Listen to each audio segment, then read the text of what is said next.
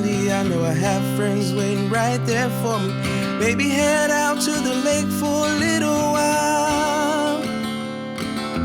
Tell you what, no matter where I've roamed, there's no better feeling than getting back home. Blue skies, back roads, great folks, and a friendly smile. I'll be here for you, and you're here for me, where even strangers treat you like family. Here for you, when skies are dark or blue. There's no other place I'd rather be. There's no other place I'd rather be. We're here for you at TVEC. Welcome, everyone, to the April, almost May episode of Consider It Hot. Is that a month? April, almost May? That is a new month, yes. Sweet. It's called the in-between times of spring. Yeah, we'll maybe talk a little bit about some stuff that we have coming up in May.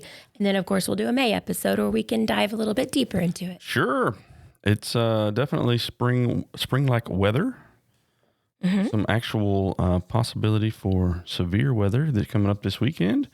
That's no fun. But, I'm going to hop in out of order in here because stormy weather coming. And it's been Lineman Appreciation Month and days. Mm-hmm. Can you explain why there's two different Lineman Appreciation Days? I can. So we have the Line Worker Appreciation Day that's specifically for co-ops. Right. And that was on Monday the 13th is when we celebrated that. And then, of course, there's the National Line Worker Appreciation Month, which this year was celebrated on the 18th. And that is for all line workers, not necessarily just those that are cooperative based. The calendar people really just need to get together.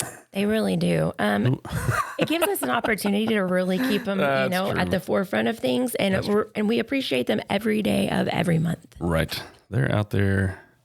I got to spend some time with the TVCC, the college, Trinity Valley Community College line worker program, which is pretty cool, which is led in part by our own Josh Latham. And, it's good to see there's a lot of retirements happening. We'll talk a little bit about that. But it's good to see some young folks coming up. It's good. It's very, very cool. Very cool. And the fact that we have 3 of our very own guys that graduated from that line school. Yeah, exactly. Local people staying local. In April, we also recognized, of course, we had Telecommunications Week. So we put something out about our amazing system operators, and then Admin Professionals Day, those ladies who handle all the stuff that no one else wants to, because it's just that hard of a task, and they do a great job at all of it. Yeah, the linemen running around without any direction would be unsafe and unproductive. Mm-hmm. So you've got the dispatch center making that happen, keeping everybody safe and keeping everybody running. Very important. And then the admins, well, nothing happens if the paperwork and the actual coordination of efforts. Mm-hmm. Oh my goodness, we'd be lost. So lost. Yeah, very good. I just hope members appreciate how much their folks are working up here and doing a great job to make everything work. Absolutely. We did lose a person this month. We lost him to retirement. Careful. Careful. That's awesome. Mr. Tony Watson officially out the door on April 1st, which was kind of a funny April Fool's Day thing. But no, he's really gone. Sad to see him go. You can hear him talk about his career in the January Consider It Hot podcast. So you can jump back and listen to that. We also put a video on our Facebook page that you're encouraged to go look at, because it takes it all the way back to when he started that 42 years ago. Yeah. Social media for the win there. And if you're not already following us on the Facebooks, come on out. We try to keep that, I say we, as if I had anything to do with it. Leigh does a great job keeping that thing up with all kinds of fun information. And then we try to keep up with large outage updates and storm responses and that kind of stuff on there. So even if you have an aversion to social media, which is completely fair and probably good, there is some good use out there to get information out quickly. So jump onto the Facebook page. Speaking of social media, something that you'll see going out on Monday, April 27th is we will be doing our second annual safety coloring contest. Right. Last year we did the line worker, the coloring of that. We had tons of kids who entered it, and we loved seeing all of those creations. And this year we're doing its superhero safety coloring contest. So those will be available at all of the lobbies. You can pick up a sheet and come color your superhero safety character, and then make sure to get those turned in by May 29th. Ages 15 and under. If you do turn in a sheet, you'll be getting a ring light, which is really cool. Everybody gets a prize. Everybody gets a prize that enters, yeah. But there are also I'm looking at them, some bags of really cool prizes that the top vote getters will get. And then we get to display those in our lobby. That's fun. Yes, I'm super excited about it. And you can also download a copy if you're not able to come into the office. There is a article on our website, and we'll link that on our social page, of course, where you can download that directly there. Make sure that you fill out everything legibly. So that way, if your kiddo is a winner, we can make sure to contact you. Yeah, I think we had a problem last year, didn't we? A couple of unclaimed prizes. Yeah, there was a couple where we went out of our way to try to find them, and we just I don't know where they went. We don't want that to happen. We want to get these goodies out to the kiddos. So what happened in Operation Roundup this month? You've got a good handle on how that works. I know we gave some grants. What happened? Yeah, Operation Roundup. As of the recording of this, $88,000 has been given back into our communities. This year. This year, correct. This year in 2026. I think one of the coolest things, though, is that we've added 7 new nonprofits just this year alone. So I'm super excited to also be sharing the Clothed and Graced with Becca Tilley, who's going to be talking with us here shortly. Right. And then, of course, we'll hear from Bobbi, who Operation Roundup is so near and dear to her heart. She handles the logistics behind that. And it's just giving back to the community a few cents at a time makes a huge difference. So let's go ahead and chat with Becca Tilley. She is the founder of Clothed and Graced Foster Closet that is right here in Kaufman. Let's hear more about what they're doing with those dollars from Operation Roundup. Awesome. Becca, thank you so much for joining us today. We are so excited to have you, and of course, just want to tell more about what you were doing over there at Clothed and Graced Foster Closet. So go ahead and tell us maybe a little bit about how it started. That would be awesome to learn about. Yeah. Okay. So really, Clothed and Graced started, it was just really started with a pull on our hearts as a family. We felt pulled to the foster care community, but we kind of realized very quickly that our calling wasn't specifically going to be foster parents, but that didn't necessarily stop the pull that we felt, and me personally, that we were supposed to be doing something. So we just kind of started looking around, and instead of saying like, okay, if we're not going to be foster parents, then what is it that we do? And there is a saying in the foster care world that we've kind of adopted, which is everybody can do something.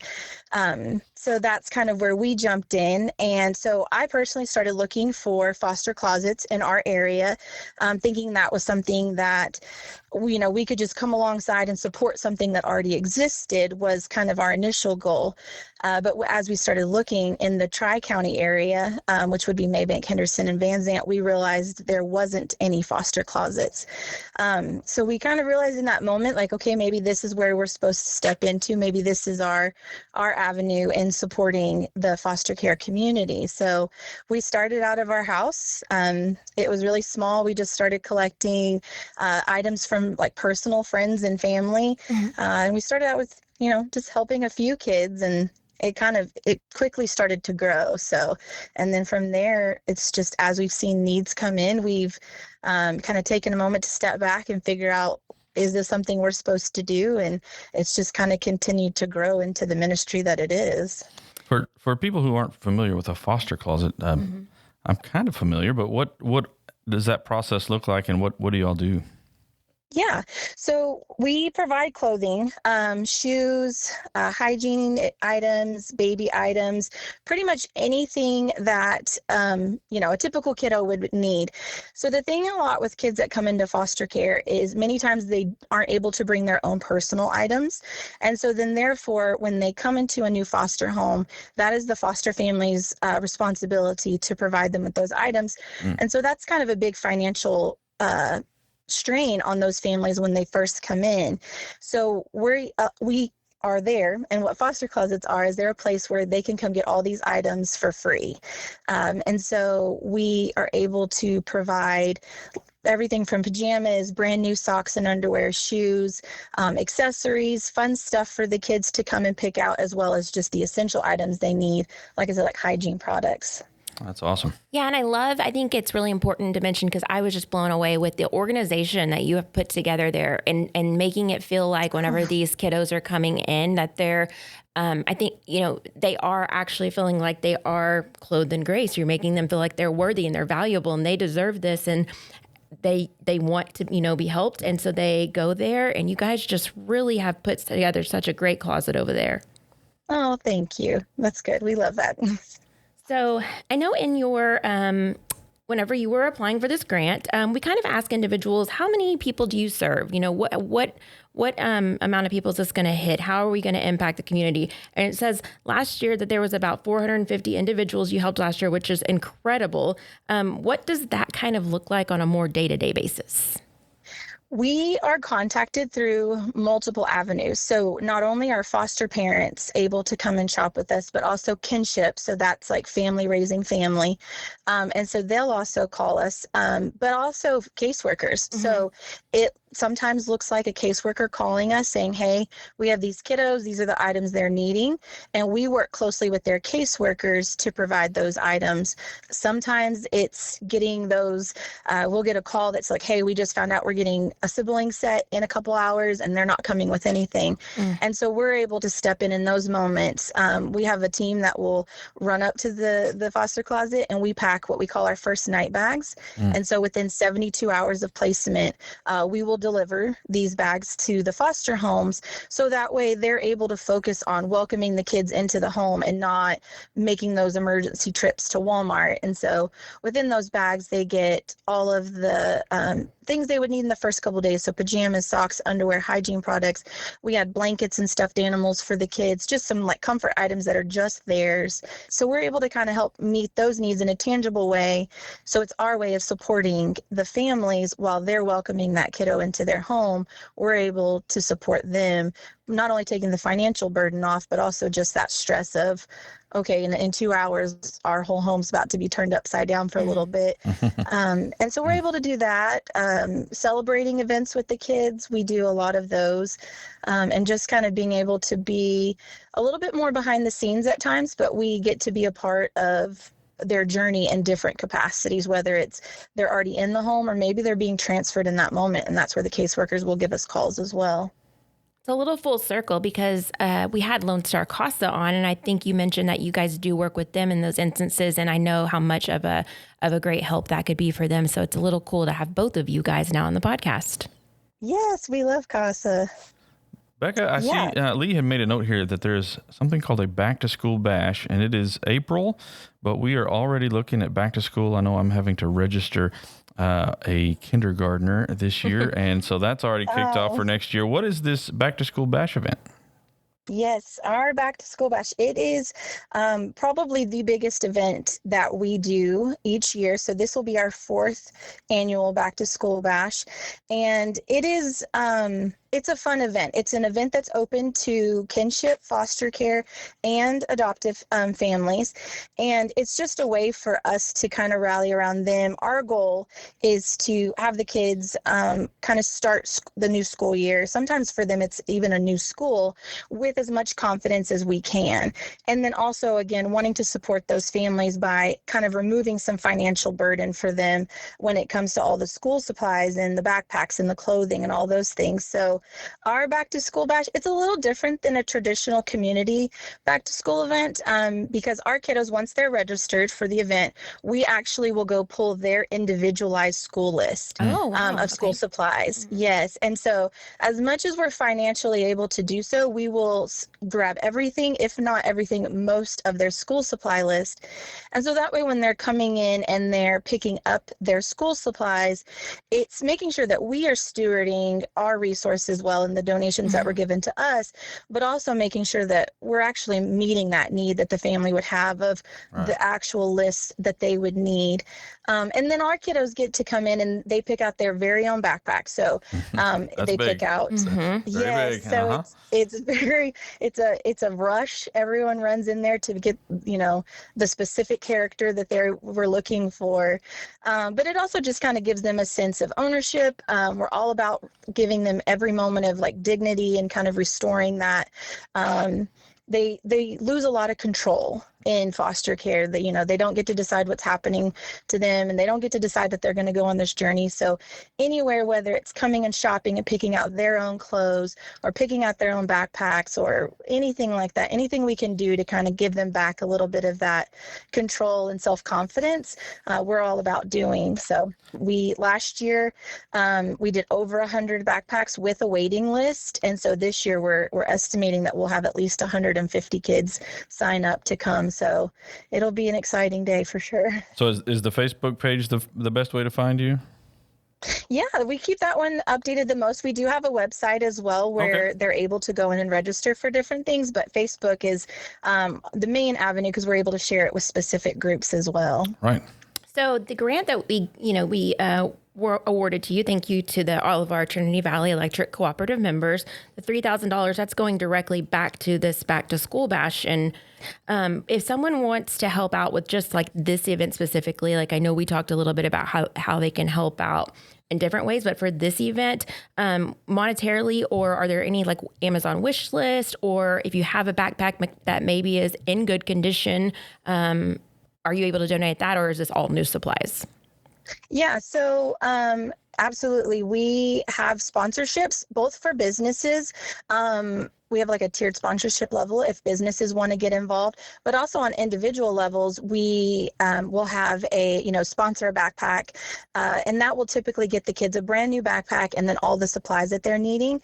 But we also love drives. So if anybody wanted to host a school supplies drive or a backpack drive, anything that they want to do in that capacity, we would be absolutely open to it as well. But yes, everything we do give them at back to school, school supplies and backpacks, those are brand new items. Okay. And then clothing, we actually do bring the foster closet to the back to school event. So they're able to do some back to school clothing shopping as well when they're there. Oh, fun. Okay, awesome. Yeah.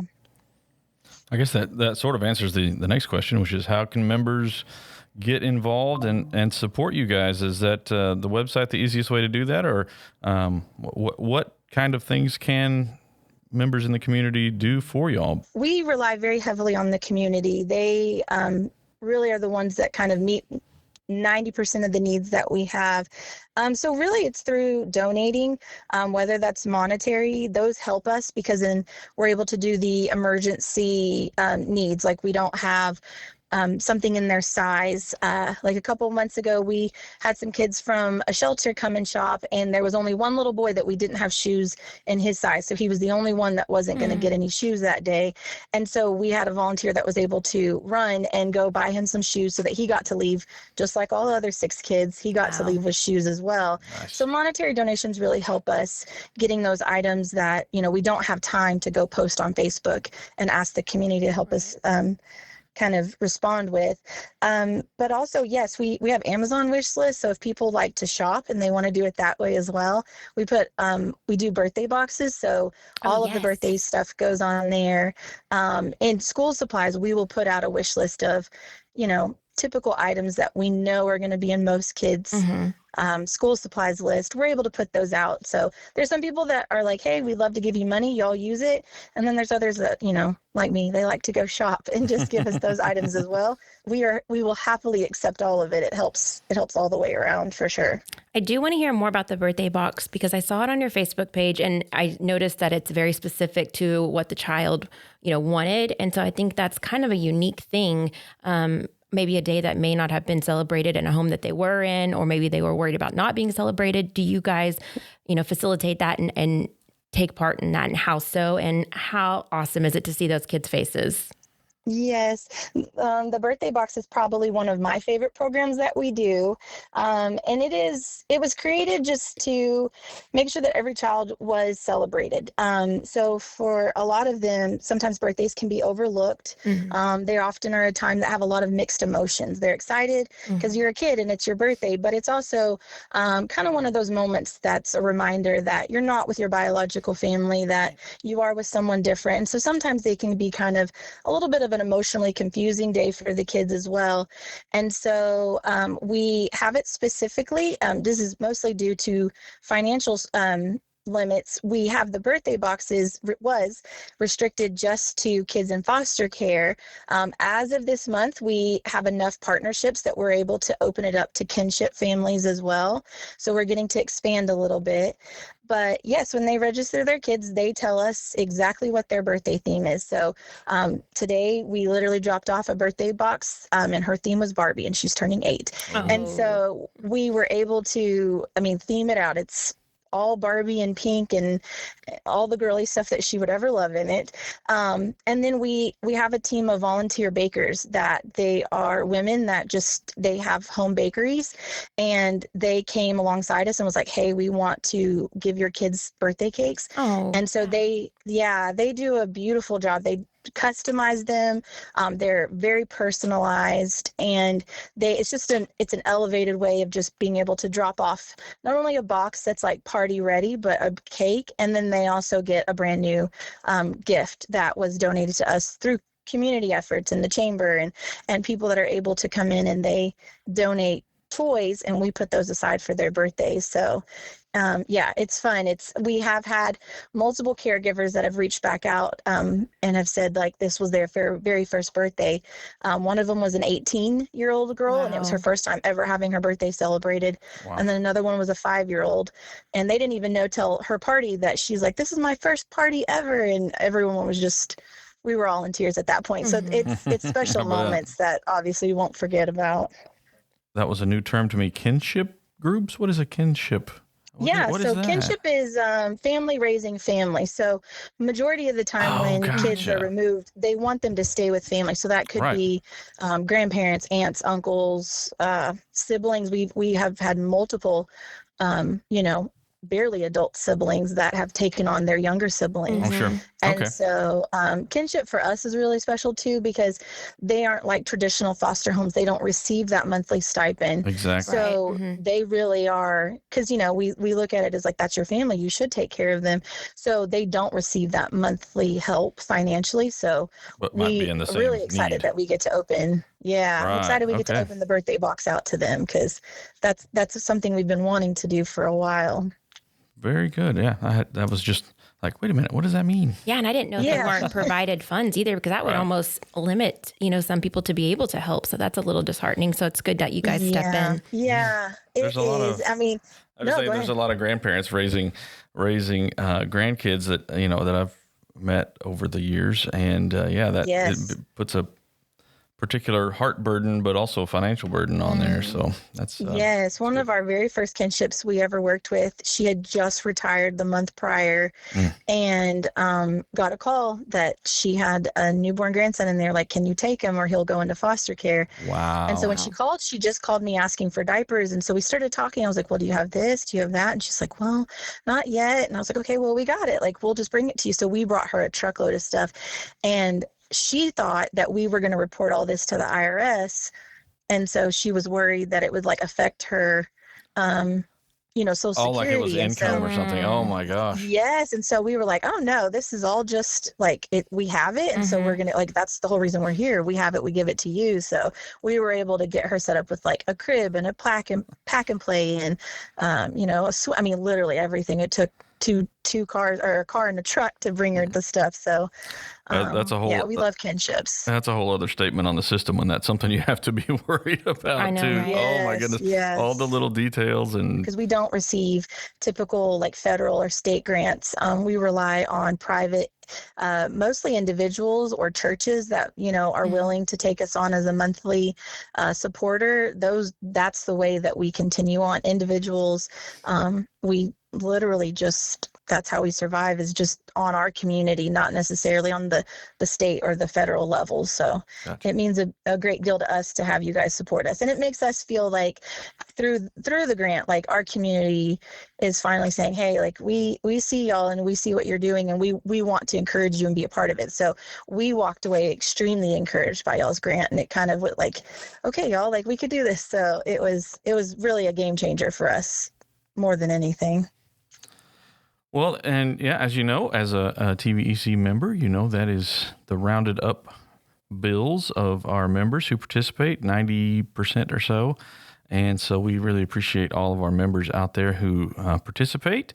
And yeah, thanks for joining us on the podcast. Leigh, Yeah, so thank you guys for having us. No. Really great to talk to you. And like Dawn said, just it's the members that make the difference. Well, it is really awesome to hear what these donations go toward, and just to see what so many people in our community really step up to do awesome things with their time and effort. And glad to be reminded that these things are necessary, because it's so easy to go through life and not think about what is happening in the courts, what is happening with kids, and some of them are in really hard situations. Mm-hmm. So it's awesome for Becca and those folks doing that work. If you haven't already looked at your April magazine, you still have a little bit of time to get in on things like the contests that are available in there. Find your account number and get a $100 bill credit, or answer the energy quiz and get a $100 bill credit. I was looking through those, and we have quite a few entries this month. The electrically themed band names, which is fun for me because I'm a music guy. What is your favorite electric related band or song? Wow, I feel very put on the spot right now. Okay. You don't have a favorite? I think I feel like if you asked me this 10 minutes from now, I'm going to be coming up to your desk all day today, giving you random songs that have to do with this. Yeah, this one, put this one in, put this one in. So, why can't I think of anything? That's awesome. Well, the four choices on the energy quiz, which is, which of these are not an electricity themed band name?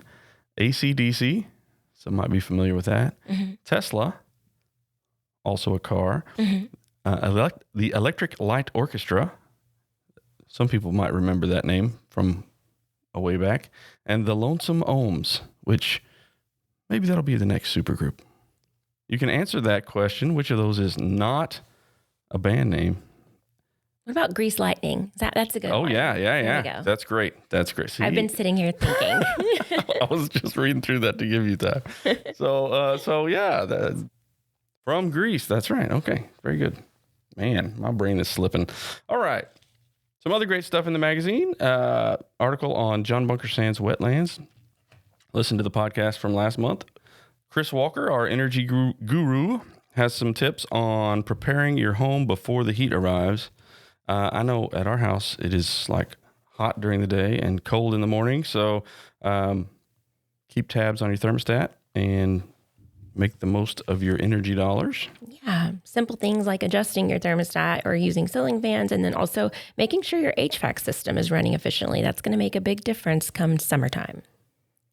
Then in Chris's department too, there is a new portal and application process for solar energy that is a little more user-friendly. Solar sales are still booming. I think there are the end of some incentives for that, but there's a case to be made for some places that it is worth it. Included in that new portal is a state-run website that gives you some great questions to ask your installer, your salesperson, to determine if it really makes sense, because whether you're generating the power or you're paying somebody else to generate the power, it still costs money. So not every installation makes sense. Right. And with the warmer weather coming up, it's sure to bring some folks to your door who may try to sell you on that. So we just ask, contact us first. Oh, yeah. Before considering it, because like Don said, just to see if it makes sense for you and your home energy use. Right. And if any of those sales folks say they are with TVEC, that is not true.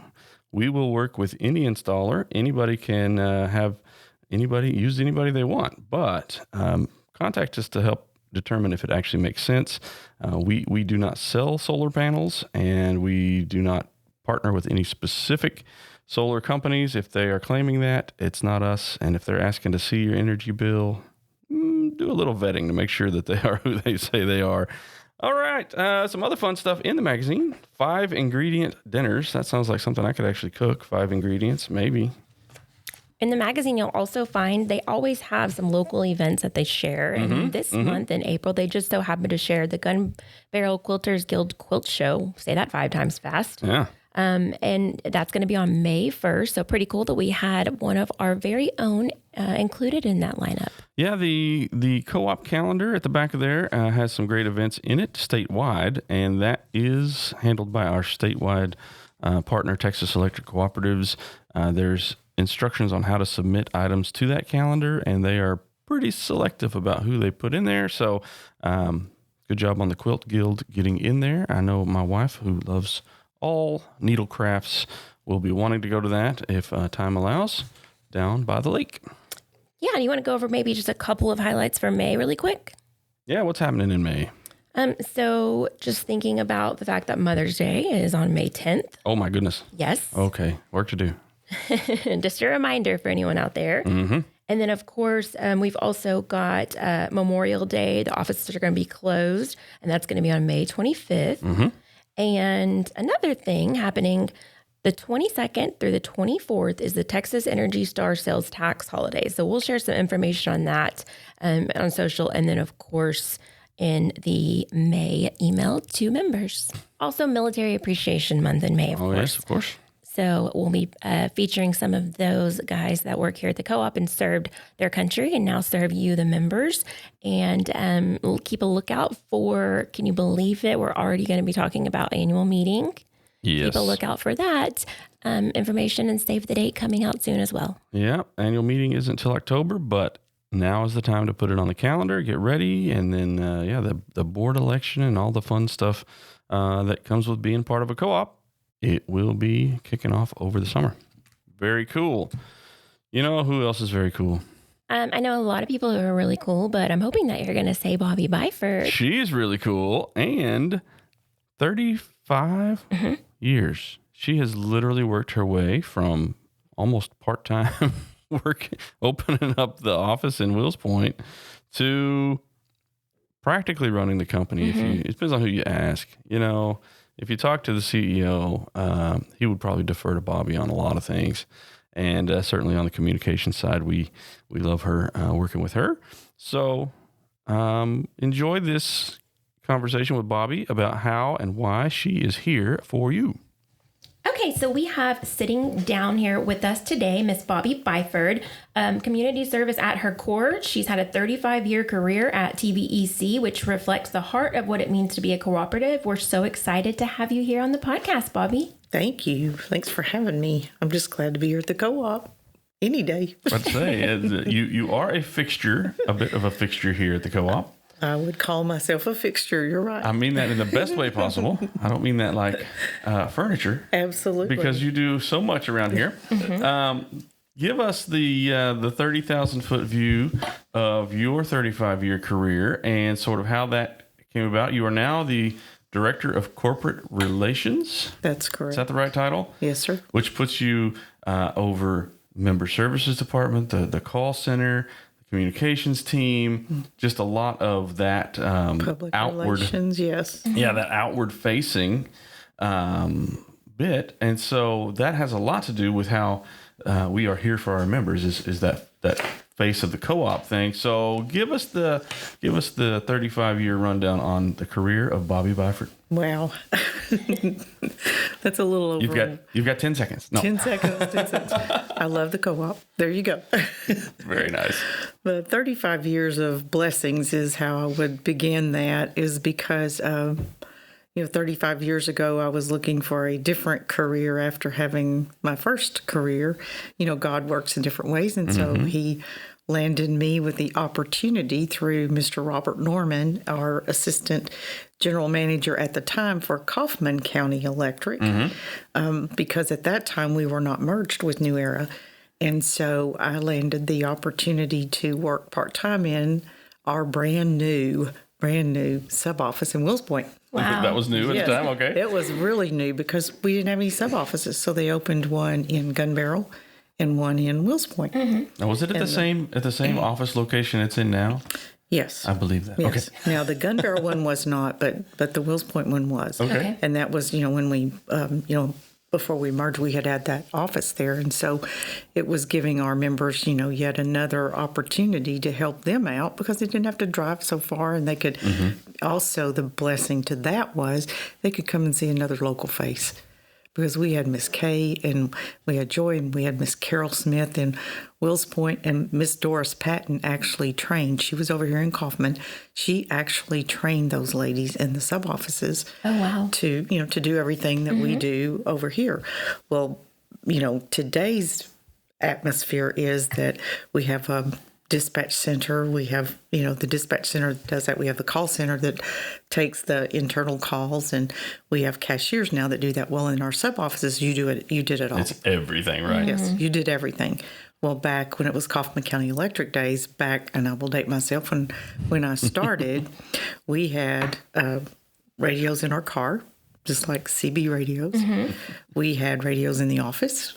It was KKE 209. Wow. This is Kaufman County Electric. And so, and this is truck so-and-so. And so we would dispatch out of our sub-offices to our linemen. So somebody comes in the office, has a problem. Yeah. You're sending them directly. Wow. Yeah, we dispatch it to the linemen, and we'd talk to the linemen and say, and we had our big map books we'd pull out. We had our little graphs and our little charts we'd put on there, and we could tell them which block and what. Because everything, obviously, even still today, has a map number and a location. Sure. Only we have GPS now to thank for all of those things. But, having those types of services then seem so minor now compared to what we're able to do for our members. It's come so far, but our members appreciated it. And the thing that I love the most is that being local, because they saw those ladies, those wonderful ladies.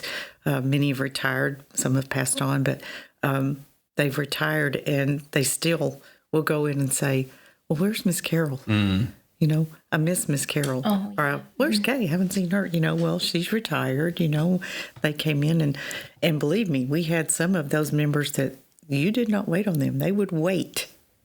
Just to be waited on by those ladies, right? Because they were there. Built that connection. That's so great. They were here for them, and so that's exactly who they wanted to be there for them. And I had made many wonderful friends, and you keep those because we all, as co-op employees, wear our TVEC co-op face everywhere we go. So when you're out and about, somebody says, "Oh yeah, you work at the co-op." Yes, I do. Or I've seen you at the co-op, or I've seen you there. So. They recognize us far beyond our normal selves, I guess you could say. Yeah. And, those co-op hats that we wear. And I've just been blessed as I moved on out of the customer service part of it, out of the member service part of it. I had already been volunteering anyway. That's just what I like to do.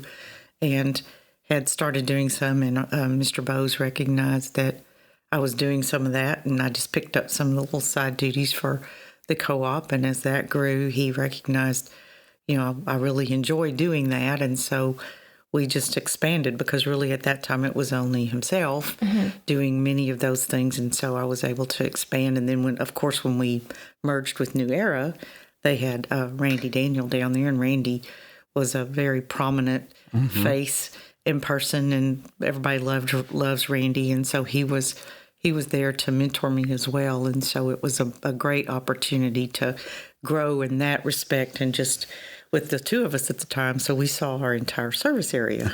So you moved over to what would become public relations. Yes. Mm-hmm. And there was not a public relations prior to that. Just Mr. Bose. Gotcha. So let's go back on that though, because you're talking about all these volunteer opportunities that you were already doing. Yes. Chamber type things. Yes. Sunday school, Pilot club. church. Right. Then it was Kiwanis first, so it was those kind of things. So you do a lot of volunteering that isn't work related at that point. Let's talk about that, because I think that ties in a lot with sort of the co-op mindset and this whole series called Here For You. I mean, you're there for the people of your community outside of the co-op. Most definitely. So talk about why that, what bent you that way, and sort of how that made you a fit for working in the way that you do now. I've always been, from high school on, I love people. I like being around people. I enjoy making people happy. And given the opportunity to go do something that puts a smile on their face is like, that's something that God instills, is that love everybody, love your neighbor kind of thing. Not that I'm perfect at it by any means, nor is I'm assuming anybody else, but I can only speak for myself.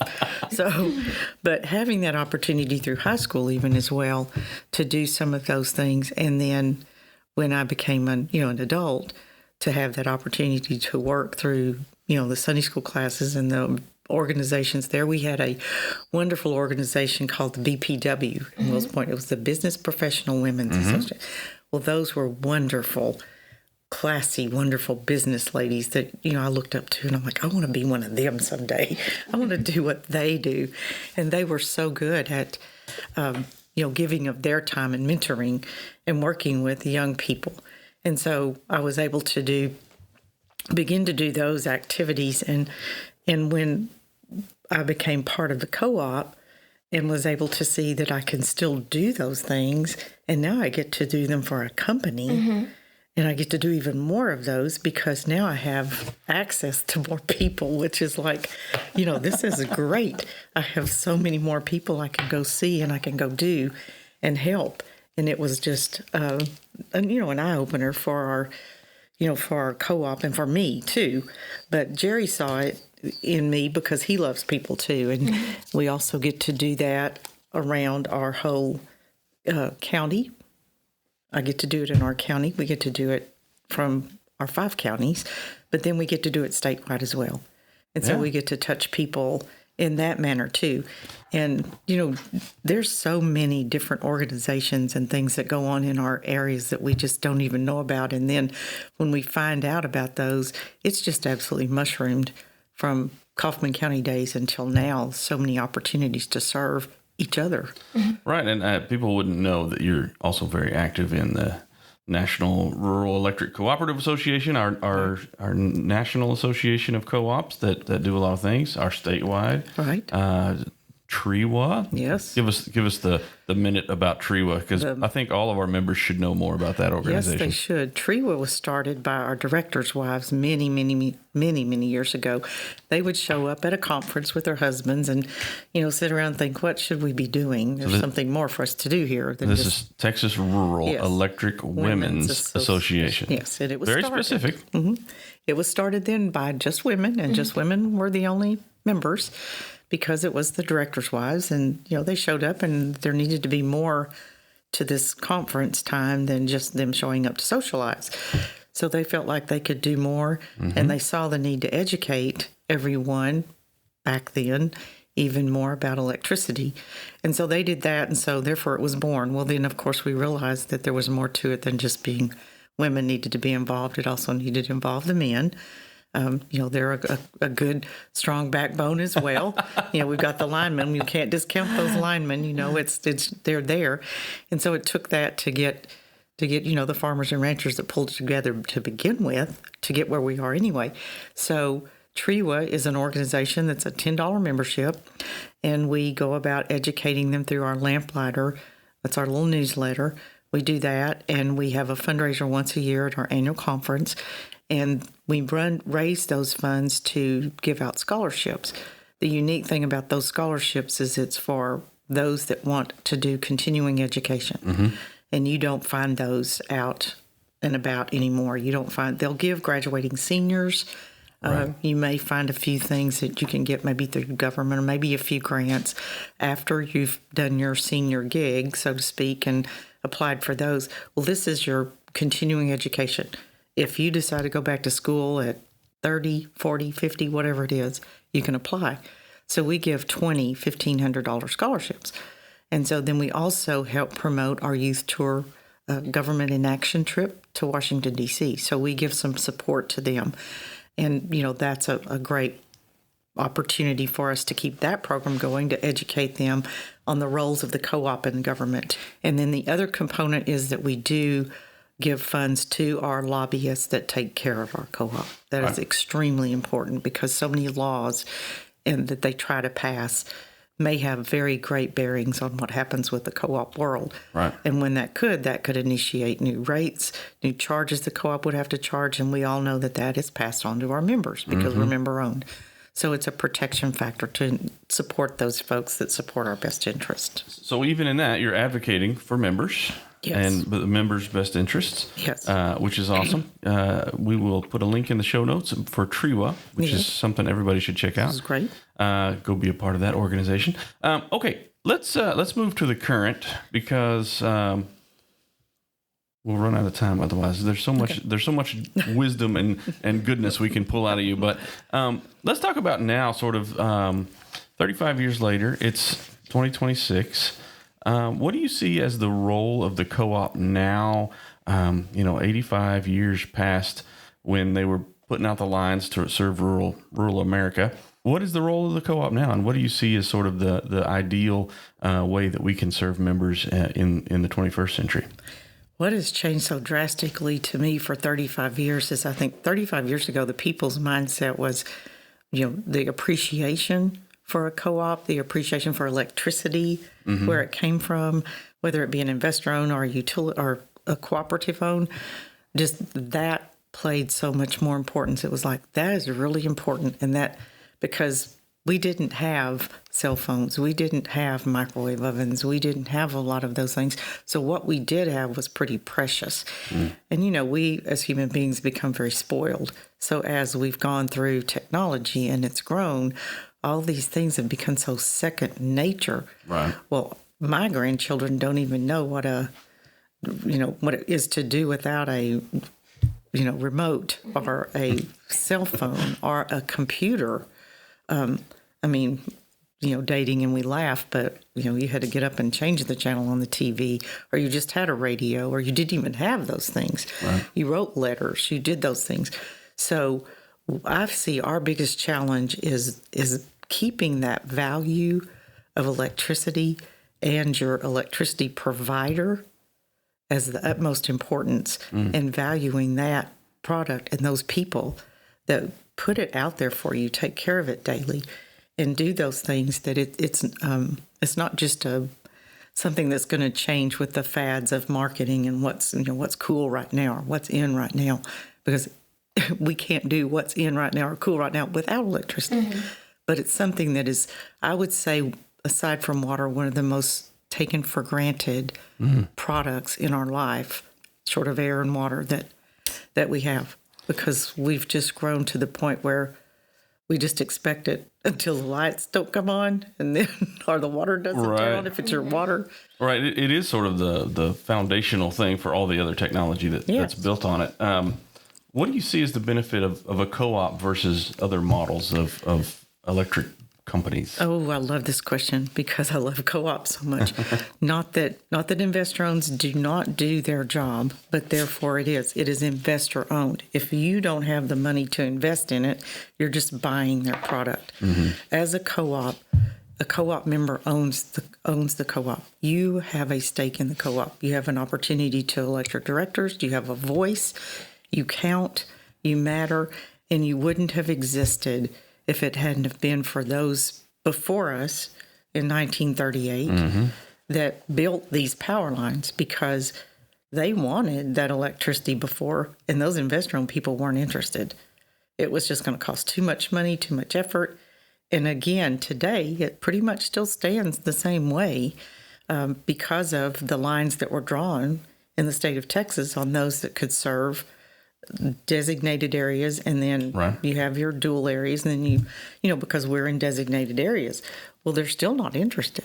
So if it weren't for our own members, and then the other fact is we're local. Again, you know, I talked about going and seeing those folks, you know, they come and they see the linemen they know, they get, you know, they recognize them, they see those folks out there, those guys, and every one of us that work here as employees of the co-op are involved. Again, you know, your Pee-wee coaches, your Sunday school teachers, you're on the school board, maybe mayor, you know, they are the face of their communities as well. And, you know, we're just the face of the co-op out there doing more for the community. So that's the plus I see. Not to say that some investor-owns aren't, but when you call into our co-op, you're going to get somebody local. You're going to get a real person on the phone. And likely as not, if you've called enough for whatever reason, you're going to know those people. Right. And, you know, and that's fine. You call and say, hey, I know that person, or I know I need to talk to this person. Or when we go out to the service and club organizations, they know we're invested.